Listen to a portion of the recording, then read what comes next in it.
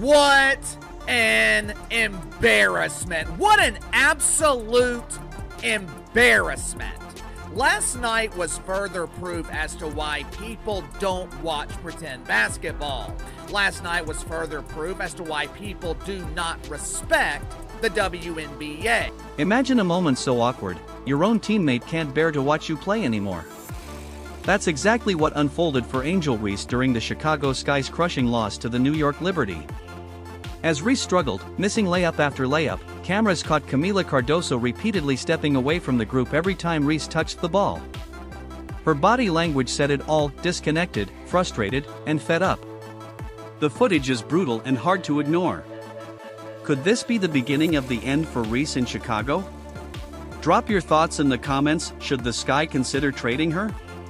The Chicago Sky are already imploding from within. Fans are turning on the team. Kamilla Cardoso, oh no.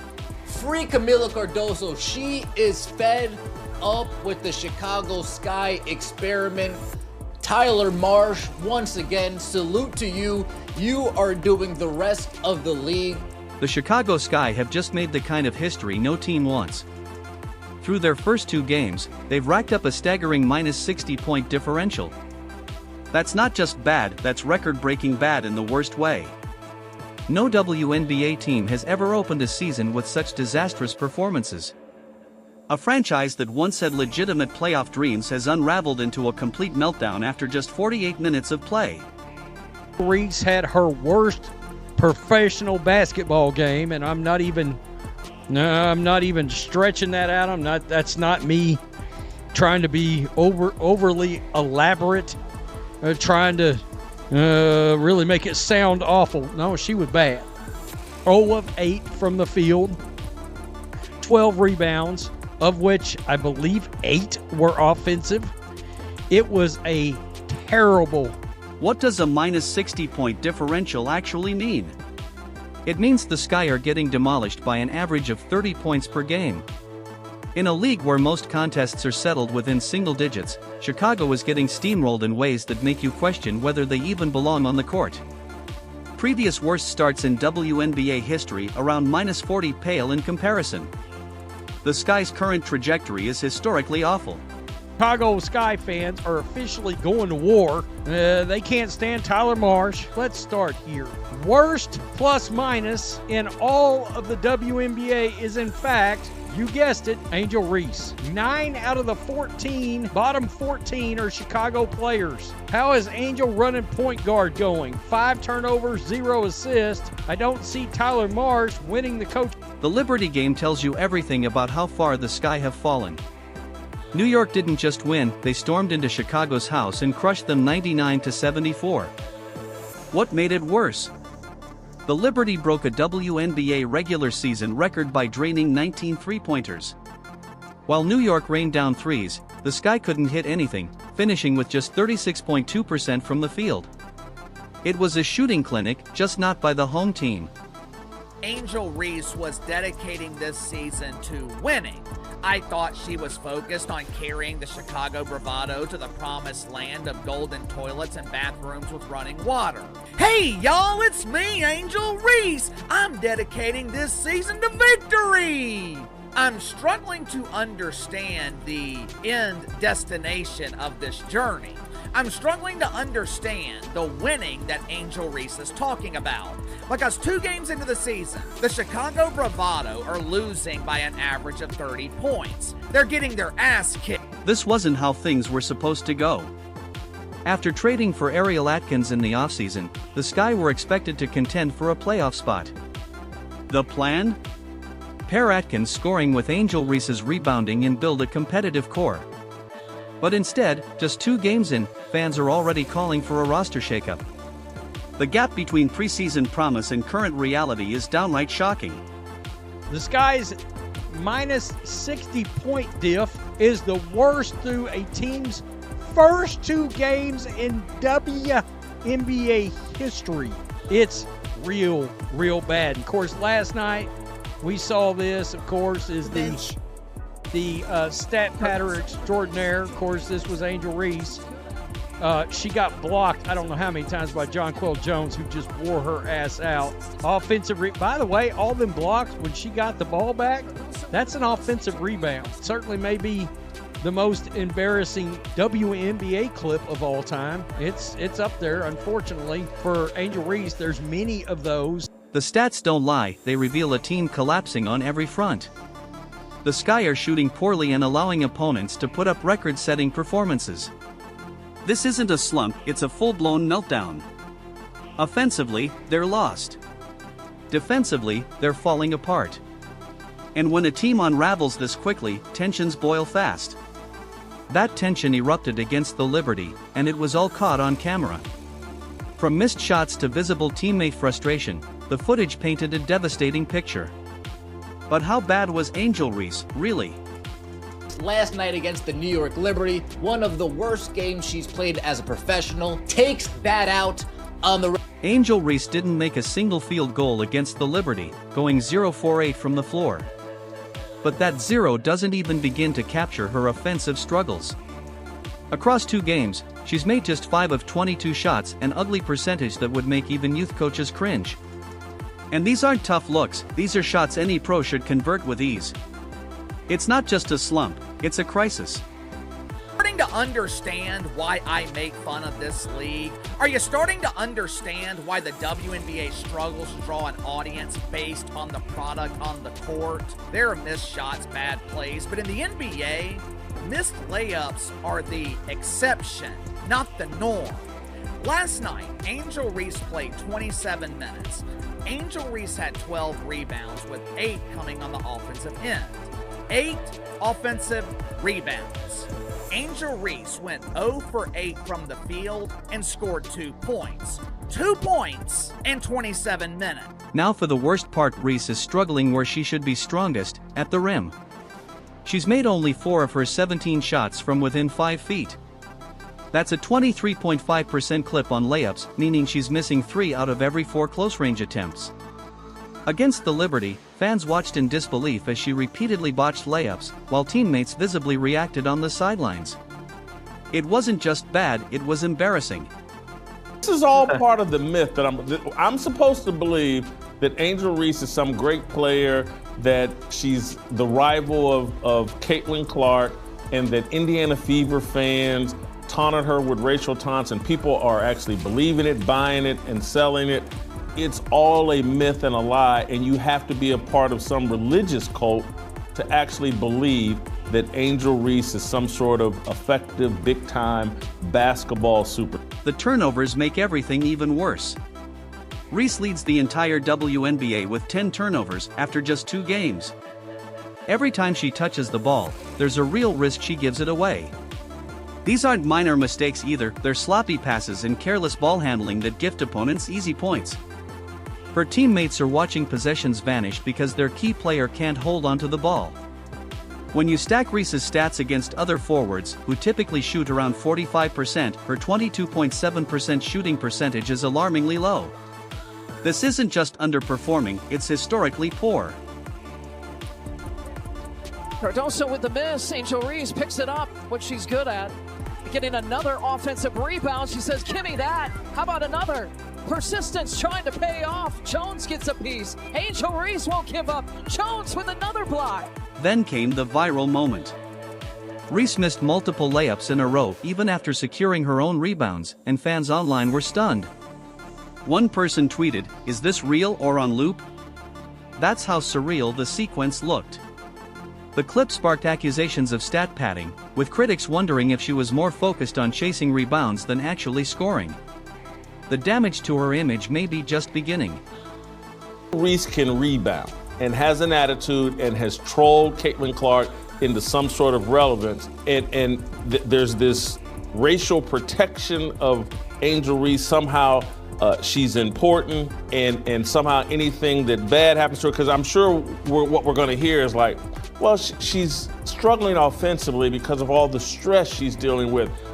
She's created this stress by trolling Caitlin Clark and by trying to pick fights with Caitlin Clark and by jumping up and getting in Caitlin Clark's face, and is going to end in embarrassment. Angel Reese's offensive collapse isn't happening in isolation. When your top player goes 0-for-8 on her home court and repeatedly misses point-blank layups, it cracks the foundation of team chemistry. You could visibly see the tension boiling over on the bench as missed chances piled up. When teammates no longer trust you to finish routine plays, the entire offensive rhythm collapses. And that's exactly what played out on live television with Kamilla Cardoso during the Liberty blowout. Temper tantrums on the Chicago Sky, that person should be this woman right here. That person should be Kamilla Cardoso. Look at the frustration oozing out of Kamilla Cardoso. She gets a switch, Natasha Cloud, she's posting her up. We can't get an entry pass to Kamilla Cardoso. The cameras caught every uncomfortable second of Chicago's meltdown against the Liberty, and what they showed about Kamilla Cardoso's body language was staggering. After each miss from Reese, Cardoso began physically separating herself from her teammates on the bench. This wasn't some subtle sign of frustration, she was visibly distancing herself as the game slipped further out of control. Cardoso, I am upset with how this offense is looking. If I'm Kamilla Cardoso, I'm upset that I still can't manage to get an entry pass. If I'm Kamilla Cardoso, I'm upset that I still need to deal with this type of amateurism in the WNBA. The Angel Reese shoot, miss, shoot, miss, shoot, miss, shoot, miss, shoot, miss experiment. Okay, this is where Kamilla Cardoso, look, pass it out. Look at Kamilla Cardoso on the bottom of your screen here. Pass it out, kick it out, let me shoot a midi. How many attempts do we need at the same shot over and over and over and over again? One of the most telling moments came in the third quarter, right after Reese missed her third straight shot. Cardoso's reaction was unmistakable, her shoulders slumped, her expression hardened, and she deliberately created space between herself and the rest of the bench. This is a player known for her discipline and professionalism, so for her to display that level of frustration in public says everything about how far things have deteriorated in Chicago. Reports came out that Kamilla Cardoso was sold on the Tyler Marsh signing. Rumor came out that Kamilla Cardoso wasn't excited, wasn't too pleased with how Teresa Weatherspoon was using her last year. So when she heard Tyler Marsh, when she got a sniff of Tyler Marsh possibly coming on board, they talked, laid out the game plan. Kamilla Cardoso was bought in. Kamilla Cardoso was drinking the Kool-Aid, eating what Tyler Marsh was feeding her. But again, sold a fake bill of... The fact that Cardoso, who's built a reputation as unshakably composed, couldn't contain her disappointment during a live broadcast says it all. When even the calmest player on your roster can't hide their irritation, the situation is officially out of control. Fans watching from home didn't need to guess, Cardoso's frustration was impossible to miss. Veteran guard Courtney Vandersloot didn't mince words post-game either, calling some of the Sky's mistakes dumb plays and admitting they're still struggling to figure out offensive spacing. That's a serious red flag. Part about this Kamilla Cardoso last night is you seeing her visibly giving up on her team here. Look at this. Look at this. Kamilla Cardoso literally walking towards the New York Liberty bench. Walking towards the New York Liberty bench. Like, hey, Brianna, Sabrina, scoot over a little bit. Let me take a seat. Hey, Sandy, is there any room on the bench for me? Can you guys use an extra player? Can I switch jerseys and see how I fit on this team? When your locker room leader openly admits the team doesn't understand spacing or how to position post players, you're not dealing with growing pains, you're facing structural failure. The Sky's lack of cohesion has already created a toxic on-court dynamic where players look more like strangers than teammates. Good teams lift each other during rough patches, but the Sky are spiraling into finger-pointing and frustration. This isn't just about missed shots, it's a complete breakdown in unity. Bravado don't need skilled players throughout their roster. They have Angel Reese. According to the media, Angel Reese is the equivalent of Caitlin Clark. Prepare yourself to be mesmerized at the elite athleticism of Angel. Meanwhile, the Indiana Fever are showing exactly how a real team responds to adversity. After an early season loss to Atlanta, they came back in the rematch with fire, composure, and a purpose. Caitlin Clark and her teammates didn't fold, they regrouped, locked in, and delivered a performance that proved they're building something real. The contrast between Indiana and Chicago couldn't be clearer. The toughness that we showed, our ability to stay together. Our bench was really engaged in every timeout and in every huddle. We were all. Indiana's bounce-back win said everything about their chemistry. Rather than sulking or pointing fingers, they rallied together. Players like Lexi Hull, Aaliyah Boston, and Kelsey Mitchell surrounded Clark with support throughout the game. Whether it was timeouts or in-game adjustments, the Fever's unity was on full display. They executed as one, lifting each other and creating a positive feedback loop of confidence. Sophie Cunningham and Lexi Hull are the real deal. That's what it does look like. It looks like these two off the bench, you can name whoever you want. These two ladies off the bench are going to be the most impactful duo in the WNBA, hands down. Hands down, these two are going to be the most impactful duo in the WNBA off the bench. They bring the energy, they bring the heat, they're able to score. Let's talk numbers. Clark didn't have her best night, but she still posted 11 points, 6 assists, and 4 rebounds. She kept the offense flowing, created looks for teammates, and avoided the meltdown we saw from Reese. Clark's efficiency and leadership contrasted sharply with Reese's 0-for-8 night. The Fever's system creates spacing, roles are clear, and players complement one another. Meanwhile, Chicago's offense is clogged and chaotic. Vandersloot's admission that they can't figure out where to stand is the ultimate indictment of a broken system. Your back to your team, walking away from the active plays going on, walking away from the actual basketball action.